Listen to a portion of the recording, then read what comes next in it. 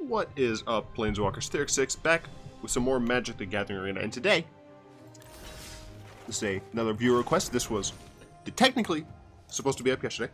If you did not watch yesterday's video, we switched it aside just to make sure this deck was as good along as I think I'm comfortable with, and I think it is. I think we got to that point. So this is a viewer request from Chaotic Revenge.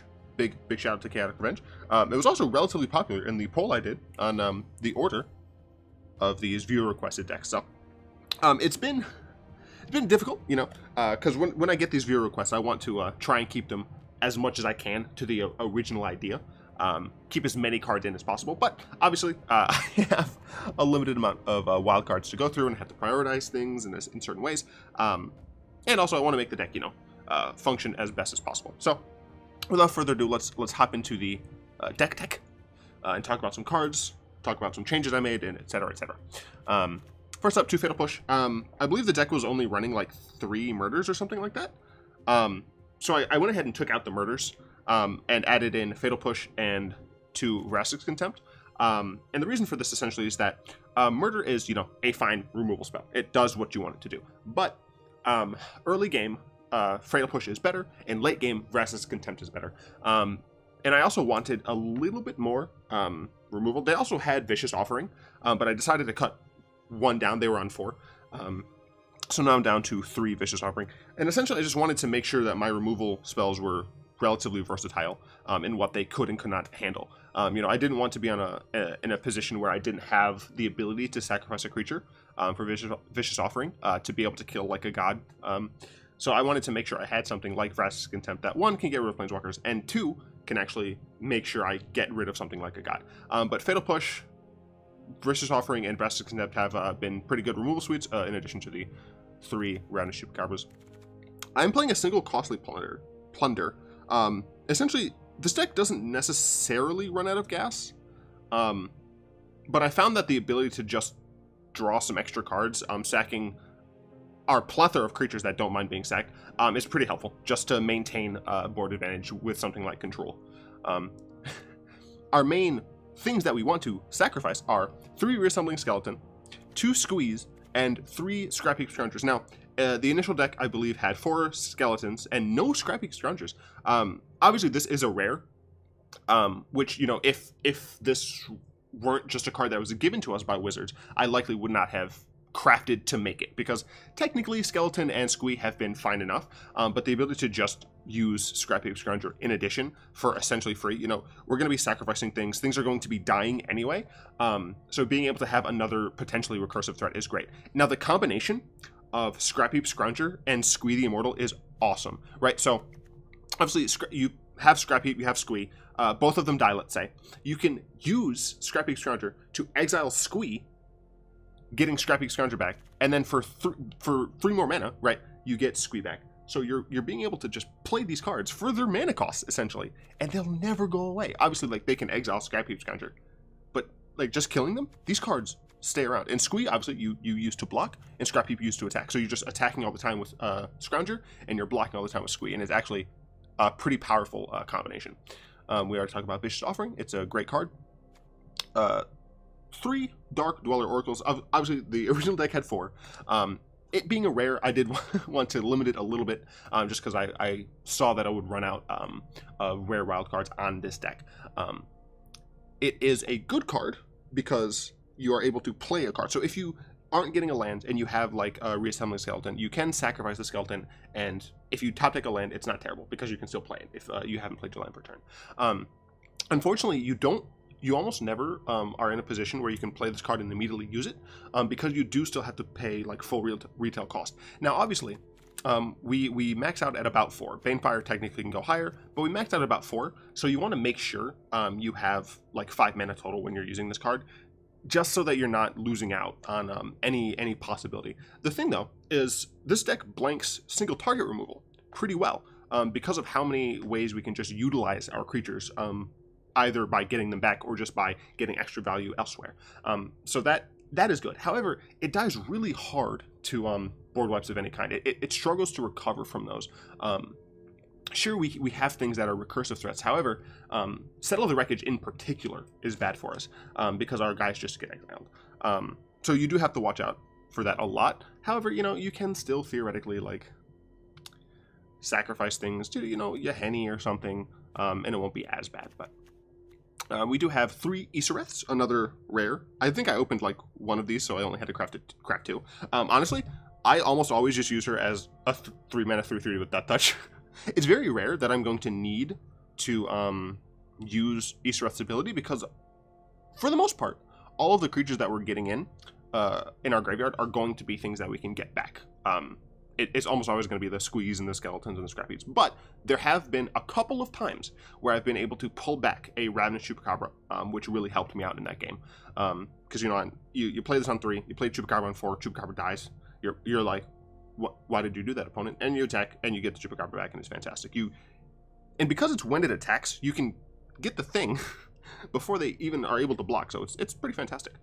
This is like a super heavy, like, value-oriented deck that's relatively stable through kill spells and removal and things like that, but all of the creatures individually are kind of weak. 2 Yahennis. So the deck was not running Yahennis. It was running Ruthless Knaves and some Plunderer Man. I don't know why I didn't put his entire name, but it was another creature that made Treasure. I think that was the 1/4. I upped the land count a little. I think the initial deck had like 21 or 22 lands, and I was just finding that my draws were just not great. Even though, like, this deck maxes out at 4, you do want to consistently be able to have, like, excess mana, because then you can do dumb things like sacrifice to Yahenni, cast Squee a bunch of times. You know, you want to be doing things like that constantly. You know, Journey to Nowhere is in the deck as well, so you do want an excess of mana for the most part. Obviously, you can still flood in this deck, and it's terrible, but you do kind of want an excess of mana, so I did up the mana count, so I didn't feel the treasures were worthwhile. Additionally, for, I believe, Ruthless Knave, I think that's the one that you can sacrifice a guy to get 2 treasures, and then sack 3 treasures to draw. I just found it was a little too slow. It was a little too slow and a little too weak to what I was coming up against. You know, like, the deck already struggles a little bit against mono green because, well, Vinemare, calling it Hexmare, is just a nightmare for this deck. Nightmare. Their creatures are so large and usually have trample, and ours just are tiny. So the deck already struggles with that, and I was just finding that playing those cards on turn 3 were just not very strong. So I added Yahenni kind of in that spot. Let's see. And the treasure just wasn't great. The one-time mana use was not as important as being able to have a fixed level of high mana. I also took out the, like, Dismissive Pyromancer. Now, the card seemed good. I ran out of wild cards, and I essentially had to think to myself, did I want to run a couple of Dismissive Pyromancers, or make sure I had enough Isareths and Dark Dweller Oracles to make sure the deck works? And I decided to just not run the Pyromancer.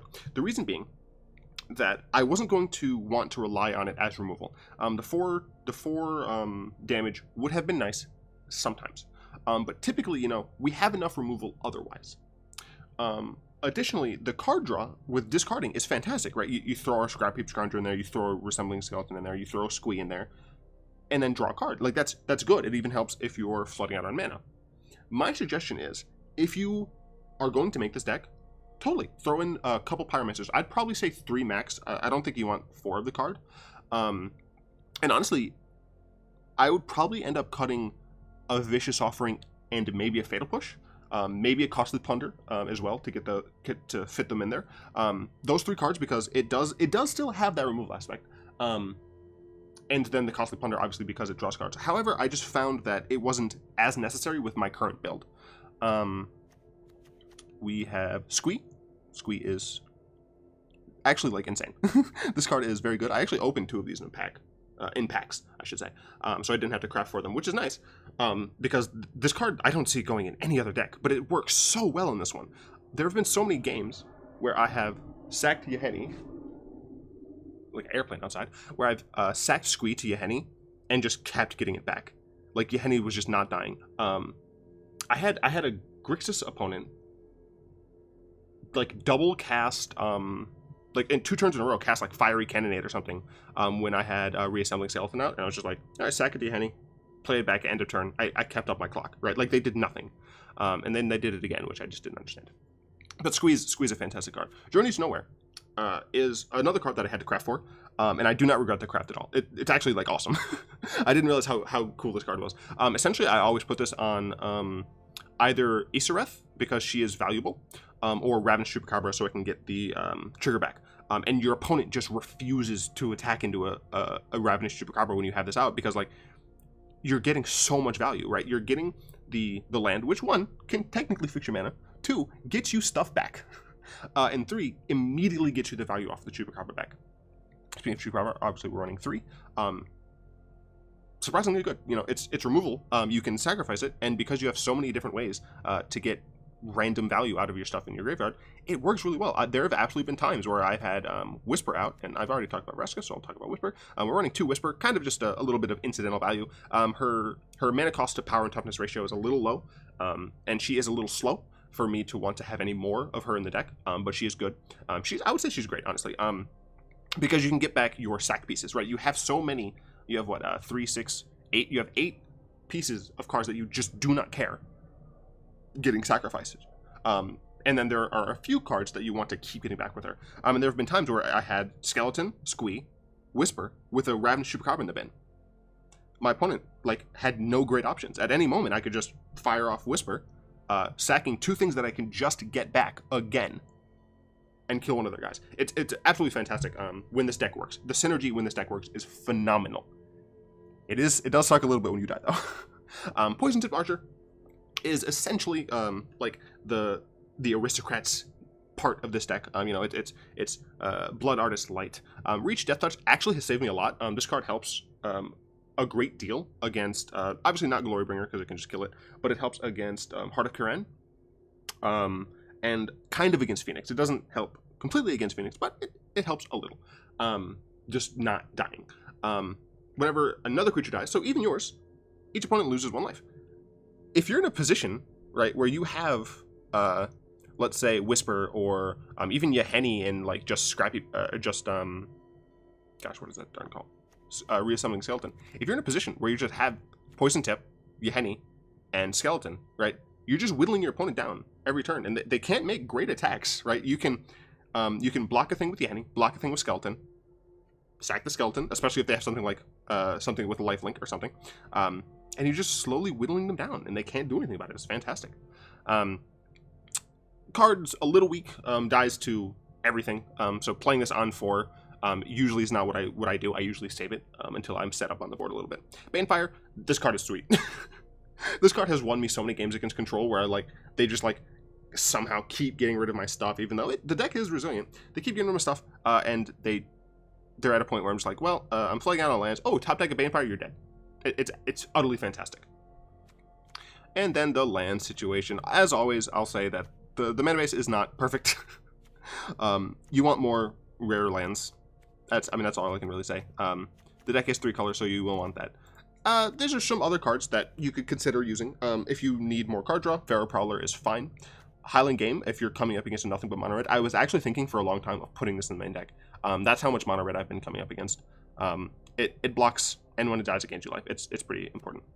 Thrashing Brontodon is a card, if you're coming up against a lot of enchantments. I actually faced a couple like white-based enchantment control decks, which was cool, but I hated it because they kept exiling my things. Filigree Familiar, another card, kind of life gain and draw card wrapped all into one. This deck is very similar to Muldrotha in that it is kind of a graveyard based value deck. However, with Muldrotha, you don't really care as much if your stuff is just sitting in the graveyard, whereas we do want things on the board. We want to be able to buy them back immediately and not just have them sitting in the graveyard. Bone Picker, if you want to be a little bit more aggressive with the deck, I would take out some of the more late game cards, some of the more value oriented cards, maybe maybe Isareth, maybe Whisper, to add in things like Bone Picker. Demon Catastrophes is another kind of aggressive card. If you're playing this on turn 4, sacrificing a Squee or a Scrapheap or a Reassembling Skeleton, it's just a nice 6/6 with trample, on turn 4. It's good, right? I would definitely suggest trying it out. I only had one, and I absolutely didn't want to craft more, and I didn't want to play this as a one-of. So I would definitely say give it a try. Same with Open the Graves. If you, instead of like the aggro that you're facing, if you're facing a lot of control that's just removing your creatures when they're killing your creatures, throw an Open the Graves, right? Like having Yahenni and Skeleton. Again, I keep bringing this up. Like I'm so surprised that Yahenni wasn't in the initial version. And I know this DeckTeck is going long. As always, the description will have a timestamp for the first game, but I want to make sure I'm talking about this deck in full because I've not seen like any Jund Sacrifice decks on YouTube. Like I did a cursory glance for like Jund Sacrifice, MTG Arena, Standard. I didn't actually find anything. And it could have been buried. As I said, it was a cursory glance, but I want to make sure I'm thorough with this because I think it's a really cool deck. I think obviously I'm not a good deck builder, so I think it can be refined a little bit and actually made like a viable strategy. Open the Graves, as I said, is good for control, right? If your stuff's just dying, you're just sitting there with the Yahenni and Reassembling Skeleton and this out every turn. Like you're paying essentially 2 mana to get an additional 2/2, which is good. Like every turn, getting a bear for no card is awesome. Demanding Dragon. Technically, we don't sacrifice things, but it's a good card. That's literally the only reason. It has the word sacrifice in its text box, so technically, if you want to play it, it's still a sacrifice deck. Vivictus, very similar. We have things that we can sacrifice to Vivictus and not care, right? All 8 of those cards that we don't care about being in the graveyard. It even technically turns on our own Journey to whatever the heck it's called. Technically, Vivictus is great in this deck. The problem is our hits aren't individually good, right? Our deck is a bunch of synergy, and getting an individual card usually isn't going to be as strong as our opponent getting an individual card, even if we're blowing up one of their best creatures. And because it is sacrifice, you can get around a lot of things. But I couldn't justify it. If you want to make this deck a little bit more control oriented, I'd say definitely try out Vivictus. Vivictus turning a skeleton into an Open the Graves is top notch. Daragaz is essentially another card that like we don't mind sacrificing. If you're going for the more high end game plan, then I think this is fine. It also just like is a 7-mana 7/7 with trample and haste, so it's fine. But again, I couldn't justify it in this kind of lower end like pseudo mid-range deck. I just couldn't justify it, but definitely check it out.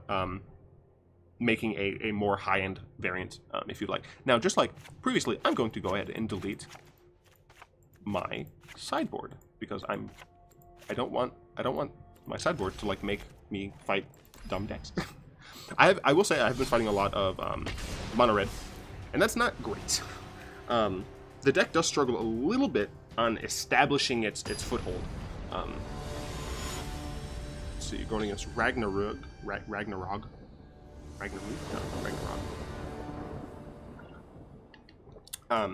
So against mono red, especially when they're on the play, or on the play, can be pretty harsh. Let's see. So we do have a 2 into a 3, into a 4 if we get the land. I think this is a fine hand. Probably end up going Dragonskull Summit first. Sure, yeah, I think this is a fine hand.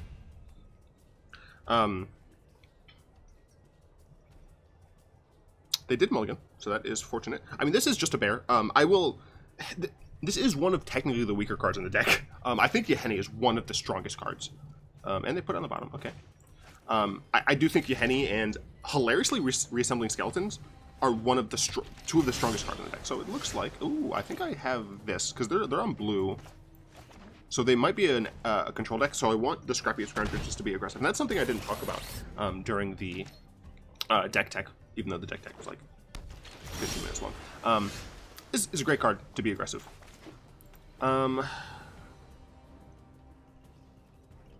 Play Squee. I think I'll attack here first, and then I'll probably end up playing Squee. An argument could be made for playing the Dark. What the heck is this? Huh. Very interesting. So it looks like this is a different deck, which I'm happy about, because I'm not playing a meta deck at all. So it's very cool that I'm not going up against a meta deck. So an argument could have been made. Hello. I think they realize that I'm not playing a meta deck.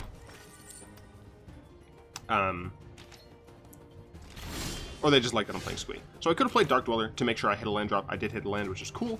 I could have played Gehenny to kind of protect against removal, but, you know, blue typically doesn't have removal things. So here, I could play the Poison Departure. I could play Whisper. Whisper is like the least likely play. I'm just going to throw you over there.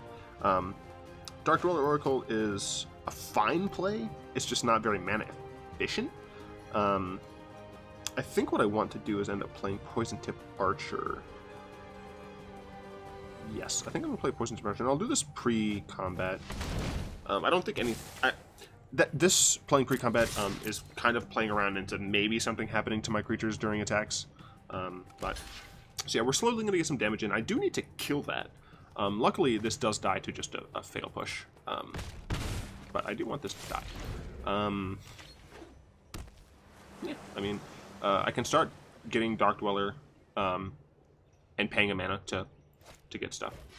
Okay. Apparently this is the blue combo deck. I have not seen this card out of blue combo. Well, this is actually a great draw because I can start putting straight up pressure on. Attacking in for, what, 7? Nice. Yes, thank you. They only have 4 cards in hand, so I'm not too worried about dying.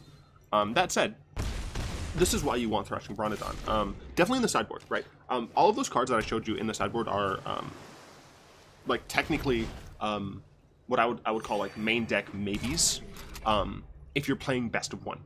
In best of 3, a lot of those cards are just worth playing. Stop, sis. Shut up. Okay. How much damage do I have? I think I'm just playing Gehenny so I can get more damage in. Just because I just want to keep them as off their game as possible.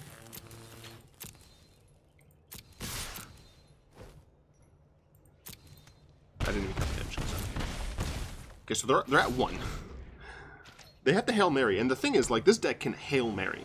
But yeah, most of those cards in the sideboard are cards that you should be playing in the sideboard against those matchups that I said they would be good on the main board for best of 1. Thrashing Bronodon, probably a 3 of. Honestly, like, this deck can't deal with artifacts and enchantments, and obviously, like, the Reservoir deck is a thing.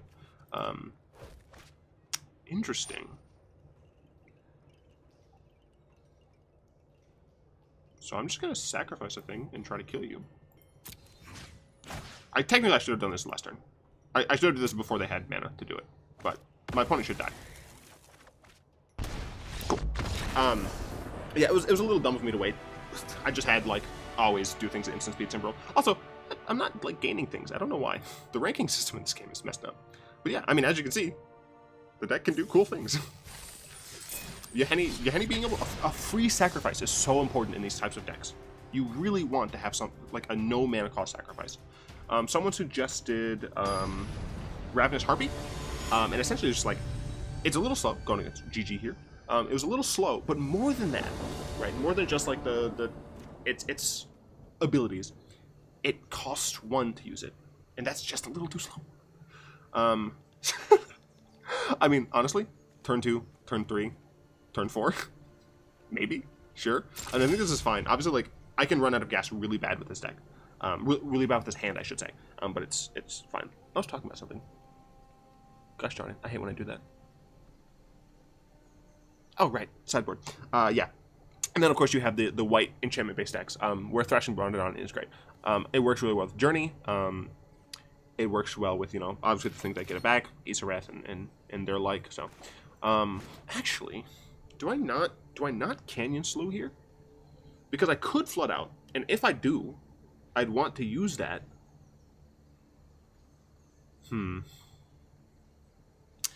No, I think I'm going to go under the assumption that I'm not going to flood out, and obviously this could come back to bite me mid-late game, depending on what style of deck this is. Okay, it's green something. Dragonskull Summit, interesting. So we'll go ahead and play this. Let's see what they end up playing on 2. Oh, might be Merfolk. Didn't do anything, though. Banefire's nice. Flooding out will be less awful. I will just go ahead and play this. Now, the thing is, I'm going to attack first.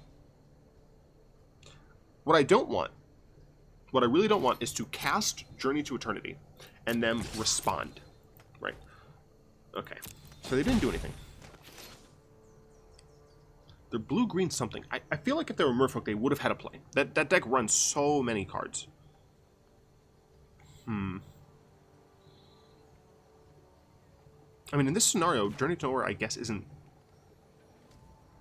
It's not, like, great, because, like, I don't actually have anything. But I don't have anything else to play, so I think I'm more or less fine with this. It does look like they have some sort of response. They don't. Interesting. Okay. I do believe it has to die, though, so sure. They're playing Bant. I did not see that coming. They're playing Bant enchantments? Bant enchantments? Enchantments? Okay, interesting, interesting. I don't know what this deck is. Which is awesome. Like, that's what we want, right? Like, we want to be playing against fun decks like ours. I think this deck is a ton of fun, and I think it has potential. Just not when I'm the one making it. I'm a man who will show people decks that I think are interesting. Once again, big shout out to Chaotic Revenge for suggesting this. It's awesome. Shut up, Sync. I hate that Sync. Dude's doing a lot of stuff.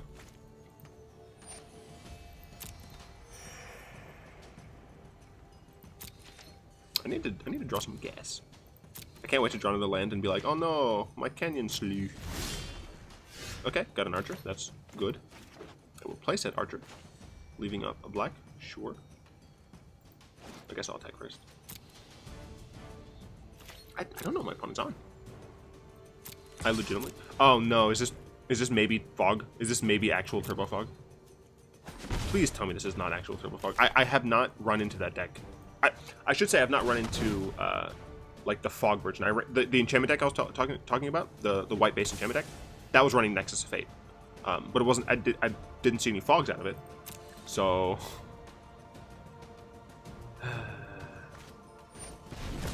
Why didn't you counter it? I think this might be the fog deck. Why?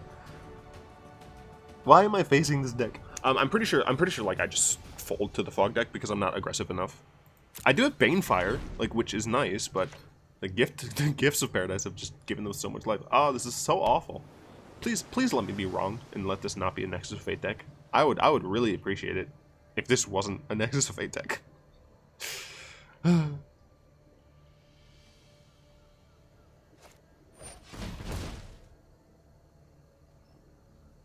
Is X a 1?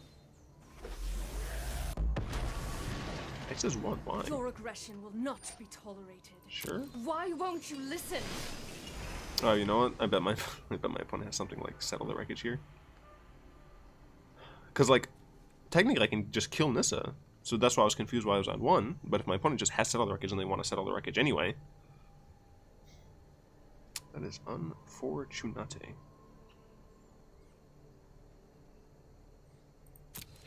And I'm pretty sure I would just kill both of my own creatures if they cast Settle the Wreckage. I'm not kidding. Right? Like, this deck does not seem like the type of deck that is running, like, very many creatures. Maybe it's just, Bant Planeswalkers, right? Which I might have game against. Yeah. This deck does struggle against, like, non-removal based control decks, right? Or I should say non-like kill spell based control decks. If we have a sack outlet, we can get around the enchantments. But it's not easy beating a bunch of Planeswalkers. Prevent? Oh, it's fog! Oh, fudge. Sure, yeah. I mean, the thing is, right?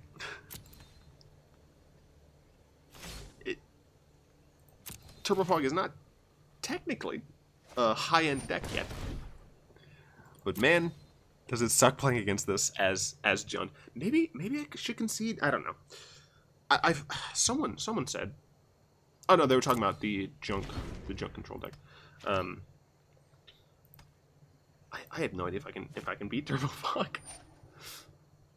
I mean, if they don't kill my creatures, like eventually, I can just have a dumb sacrifice fest.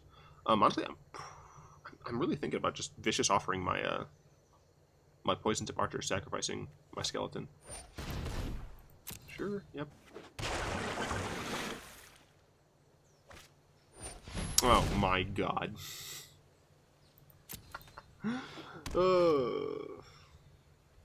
Let's see, that'd be 1, 2, sure, whatever. So it'd be 2 mana. I'd have 4. I'd have 5 mana, but I wouldn't be able to activate this because that's 6 mana. Yeah, sure, I see a frightening future.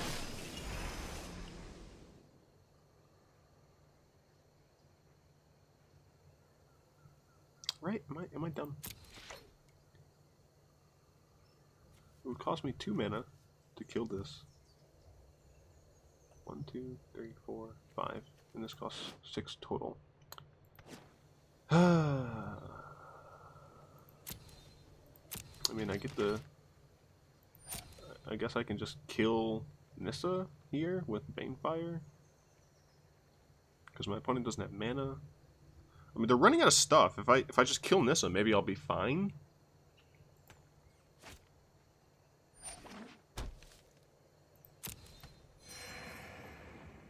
Maybe I should just Fatal Push my skeleton here, right? Because I'm getting this land, and I get the skeleton back immediately anyway. Sure, I think that honestly I think that's the correct thing to do.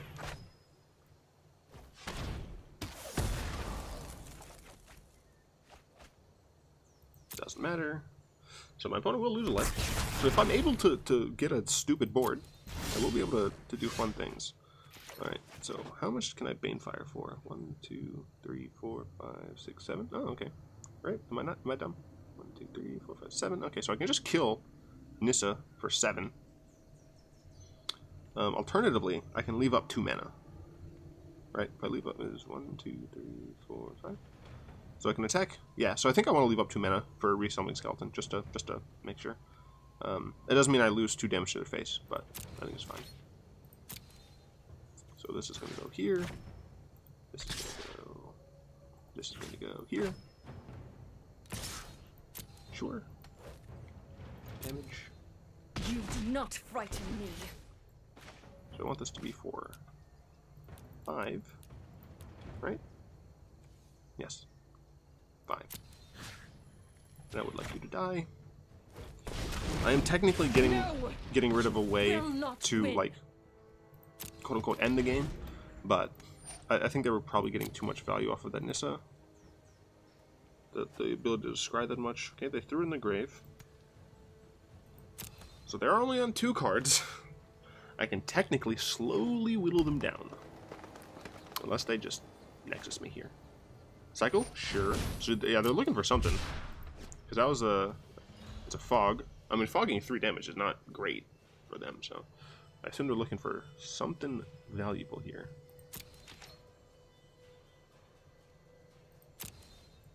Okay, well, let's see if I am going to be able to just... yeah, the flood is real. That does happen from time to time. Obviously, Dismissive Pyromancer would be able to alleviate that somewhat, being able to discard lands drawn. But, as I said, just did not have the rares to do it. Cool, cool. I mean, the problem, right, is we're just not putting enough pressure on. Even just, like, an additional 2/2, right, would be, I think, sufficient pressure. Especially since we could just... If it was Yahenni, right, if we had Yahenni here, I think we'd be in a much better position. She's getting in for more attacks, she's sacrificing Reassembling Skeleton, and you can use this as many times as you need in a turn. So you sack it, we get it back once, twice, thrice, 4 times. Karn, yep. Karn is a Karn. We have to give him the garbagest of garbage. Until you have lived as a statue, do not... You may regret that choice. And he could just minus. Well, I'll give you that. And he's probably just going to minus to get to Fairy.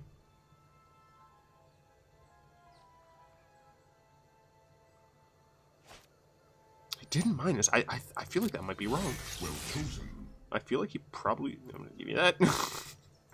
Hello, Teferis. Yeah, this is just Walker Fog, I guess. Walker Fog's Sis Ranger. Yeah, depending on what we draw, I might just concede so I can squeeze in a 3rd game. It is unfortunate that we did kind of flood out. Only really having 4 total spells, 2 of them being removal. I guess technically 5 total spells, but it's unfortunate, but you know, these types of things happen. I just wish it didn't happen against this deck. Give me my turn. I'm not doing anything.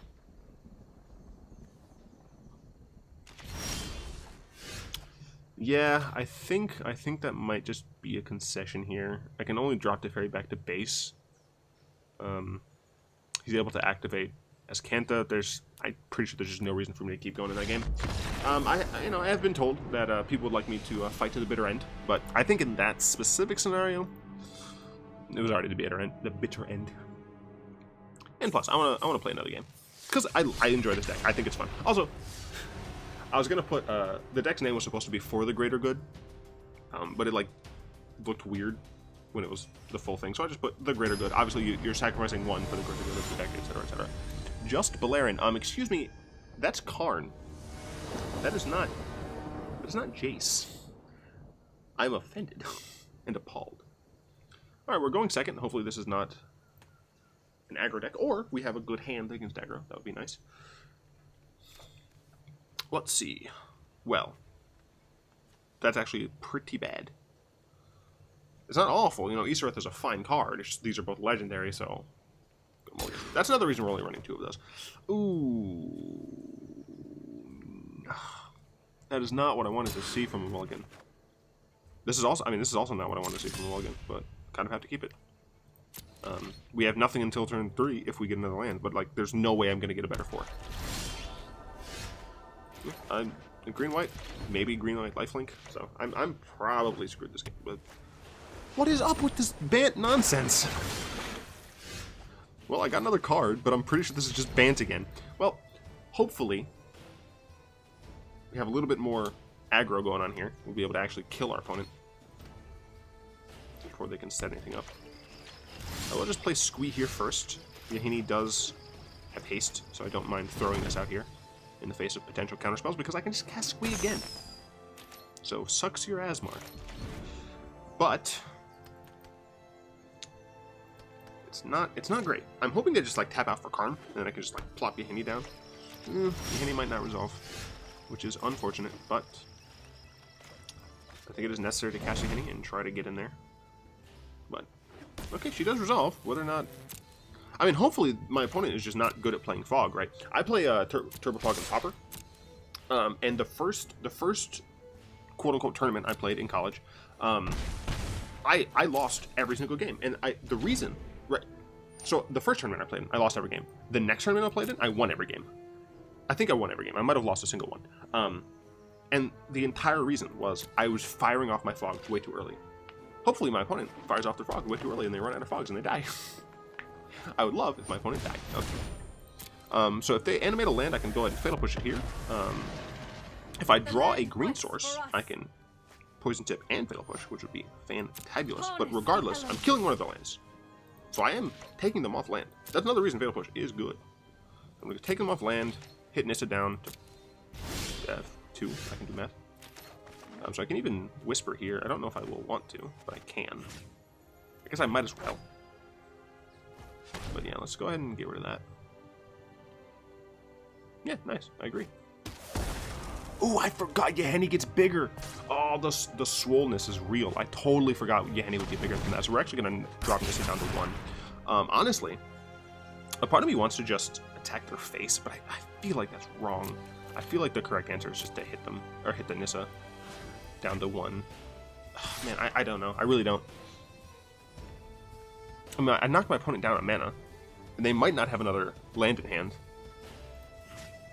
So they might need to use the Nissa land to get through, so I don't know. So dropping Nissa to 1. How rude! Yeah, how rude. Shut up, Nissa. So let's see what they have. Let's see what they have. I have Yahenni and Squee. I have a decent combination. If I can get Poison Tip Archer down soon, then I can just use Yahenni and Squee to potentially win this game. Okay, so opponent did have a land. The land shall didn't use it as mana. They attacked. Okay, that was... I was very confused there for a second. Alright. Ooh, Banefire. Heck yeah, dude. Unfortunately, I can only Banefire for a small amount of mana. I could just kill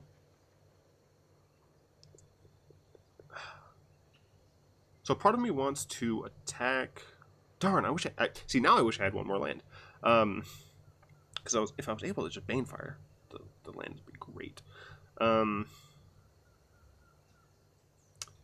think what I'm going to do is just kill the Nissa here and not attack. Yeah, I think I just killed the Nissa here and don't care. Obviously, my opponent might... so I need to do this for 2. But obviously my opponent might have some sort of response to this. Unfortunately, I was not able to make it 5. This is dead. But yeah, I don't really see a reason in attacking, so I'm just gonna go ahead and pass the turn.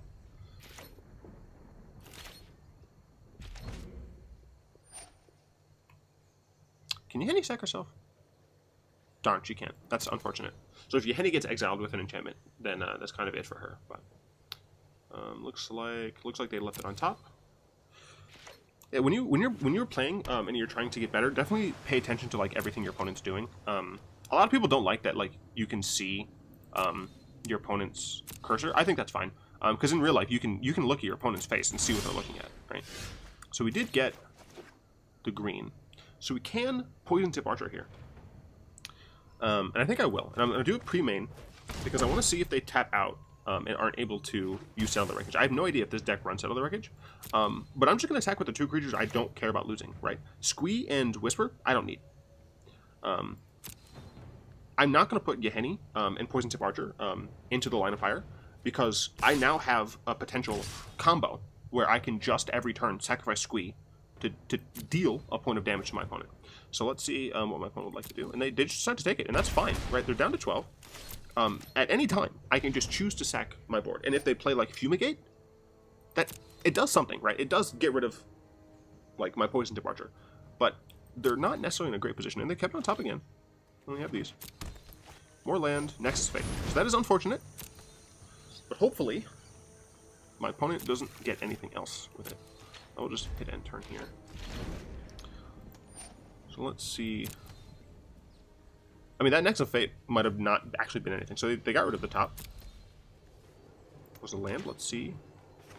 I assume that's the land that they drew, honestly. And it looks like it's my turn. Cool.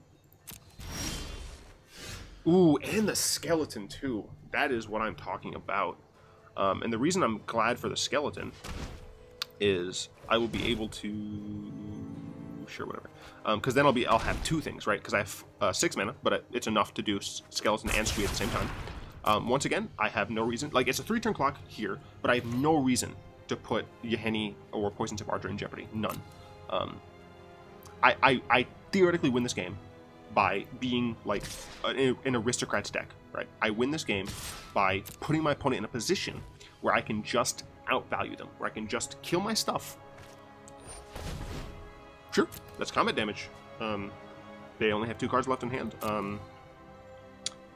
Oh, you know what? That was dumb. I shouldn't have tapped both swamps. I should have tapped the forest like I was thinking, because I could have double stacked skeleton. Now I can only single tap. Single sack. So that is unfortunate, but I think it's fine. Technically, I am missing like 2 damage, but so I mean, you can see the difference in last game to this one, right? We're playing essentially the same deck. They went first this time, and I think I went first last time. But you can see how having Yahenni out is making this game so much easier. Obviously, like it's not just Yahenni. They did put it in the graveyard, I saw. It's not just Yahenni. It's Yahenni having a card we can recur and Poison Tip Archer, right? That is the core, in my opinion, of this deck right now. Is making sure you're able to do that. And they still only have 2 cards in hand. I have no cards in hand. All of my stuff, all my chips are on the table. And that's what I was saying. I don't need card draw, right? I need to make sure that I have access to these valuable cards. So let's go ahead and get rid of a Reassembling Skeleton, and we can just get it back. If my opponent tries anything funky, I can sack Squee, and I don't mind sacking Squee. Cool. And before my turn, play it again. And as long as I'm able to close this game out before my opponent is able to, you know, set up a Nexus Fate wheel, go away. I just got a call. Sorry about that. Ooh, heck yeah. Now we can just loop. Yeah, we can just loop Skeleton 3 times now don't even care about Squee. It's more cost prohibitive. But yeah, I mean, as I was saying in the DeckTeck, these 2 cards together are so good. These 3 cards together will win me games. Obviously, I still attack with Skeleton.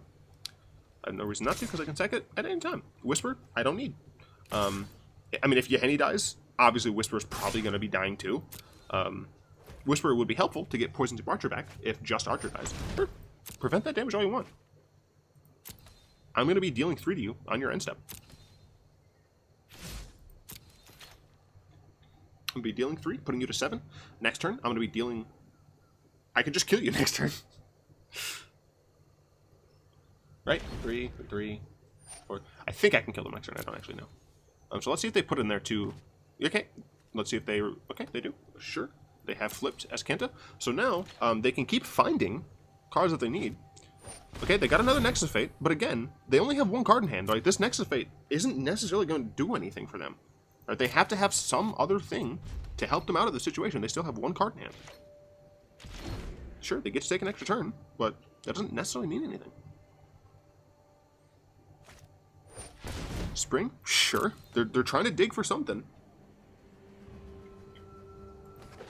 And I mean, this just goes to show, I think, the resiliency of this deck. We lost the first game because we flooded out before we had established a base, right? We're kind of flooding now, right? We don't need seven mana, so we're kind of flooding. But the entire point is that we flooded after we were able to establish this base. Sure, Teferi, I don't care. If you do not have a fog effect in your hand that costs 2 mana, you are dead. So I can sack my skeleton, and this is going to be a little tedious. But sack my skeleton, lose a life, yeah, blah blah blah.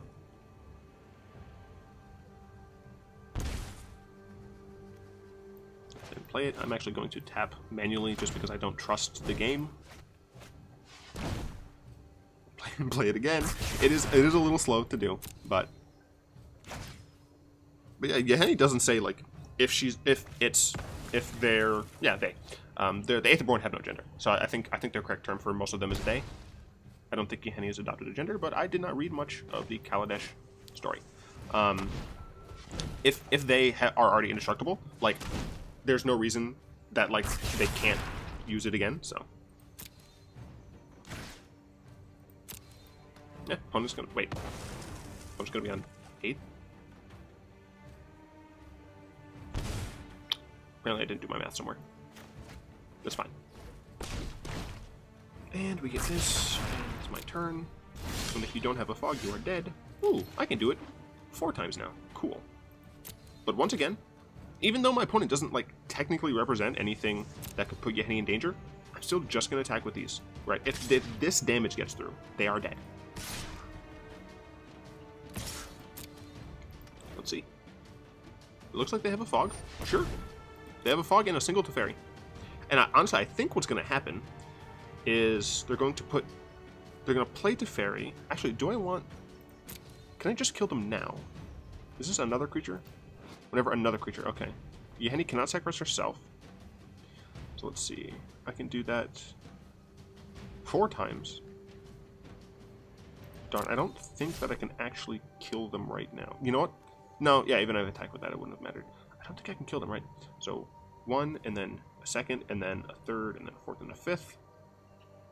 6, 7. No, I can put them to 1, so I can't actually kill them yet. So I do want to wait.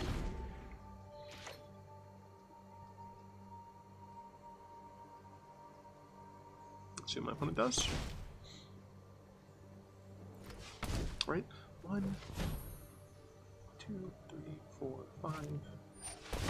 Darn, that is unfortunate. 6, 7. No. Because the reason I can't kill them is because I can only do 7. 5 of these total. 1 from the first one and then 4 from these. 6, 7. But because this is another, she can't sacrifice herself. And because this is another, she can't sacrifice him to get the damage. So, okay, I mean, my opponent's still not in a great spot. They can Teferi, and I think they have to draw a card. And it looks like they might be Azcanting. Okay, so they Azcanta instead. Still leaves up Teferi, the option. And if they get a fog, then they are alive. Not a fog, it's a Nexus. 1, 2, 3, 4, 5. Don't have Nexus mana up, though.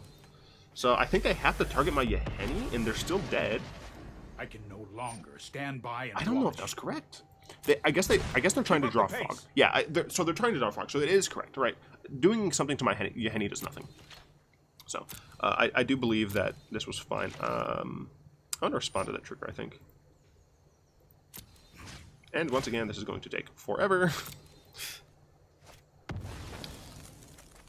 But unless they've drawn a fog here, they are dead.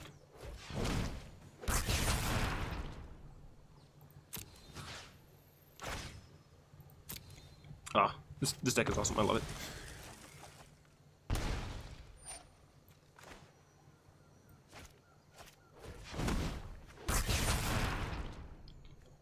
And sack again. Oh, man. I hope you guys enjoy the value. I'm sure a lot of people hate this deck, even just because it has, like, the fairy in it, right? I hope people are enjoying the nonsense I'm putting this person through. You're back all the way to 7, you sucker. So my opponent will have 2 mana if they untap the gift land. So they'll have 2 mana. They're at 7. Once again, so I can deal 7 damage. With Cemetery. So once again, I don't necessarily think. Well, I guess you know what.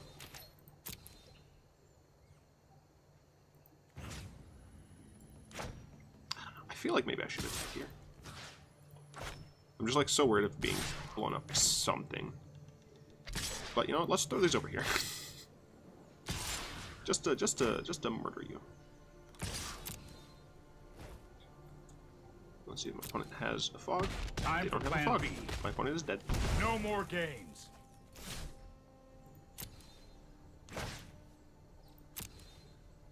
And luckily I have Squee. If at any point they try something funny, let's Squee him. Yep. Oh, it's so nice running a clinic on that dude. I'm not gaining any rank. It's weird.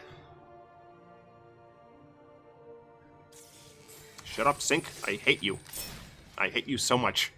Anyway, as this stupid Sync bothers me, I hope you guys enjoyed that video. I enjoyed the crap out of that. I hope you guys enjoyed the deck. Dude, make the deck if you have the extra resources for it. If you have the cards for it, it's a blast. Try some of the cards that I wasn't able to fit in the deck. Once again, big shout out to Chaotic Revenge for the deck suggestion. It was a blast. It was a little harder making than some of the other suggestions that I've had. But mostly just, that's because I didn't really have a bunch of other references to go on. I had yours, obviously, but I didn't see, like, anyone else playing this deck, so. Real awesome deck, man. Once again, thanks to Easy Mode, Chris, Daniel, and Flowerchild for being great Patreon supporters over at Patreon. Yeah. They help keep the channel going with my ability to buy packs and make sure I'm able to play the decks that you guys want me to play. If any of you would like to help out and help keep this channel growing, go ahead and find the link to the Patreon down in the description below. Once again, I hope you guys like that. If you did, go ahead and tap that like button, add a subscription to your mana pool, cast a comment to the comment section down below, and until next time, all be one. Also, little end note, I'm trying to figure out how to put like share in there, because you know, it's like tap your lands, add mana to your mana pool, cast a thing, you know, and I just couldn't think of anything. Like one thing I thought was like pass the turn to your friends, or like pass it on to your friends, but like it doesn't work as well because of like the vernacular for passing the turn is a bit odd. But I want to work it in there somewhere. If you guys like my stuff, share it around with people. The more people, the merrier. Anyway, that's pretty much all of my nonsense ramblings. It was a great deck. I had a ton of fun.